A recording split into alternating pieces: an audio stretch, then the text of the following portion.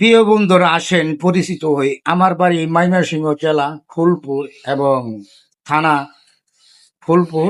প্রিয় বন্ধুরা, আপনারা যে জায়গা থেকে ভিডিওটা আপনারা দেখছেন অবশ্যই জেলার নাম এবং থানার নাম বলে যাবেন, কারণ এটা আমার মনের একটা আশা যে আমার ভিডিওটা কোন কোন জেলায় যায় পৌঁছিল, তাতে মনটা একটু শান্তি পাইব। আপনাদের মনের ভালোবাসা দিলে আমি একটু শান্তি পেলে আপনাদের ক্ষতি নেই। আপনারা অবশ্যই ভালোবাসা পাবেন।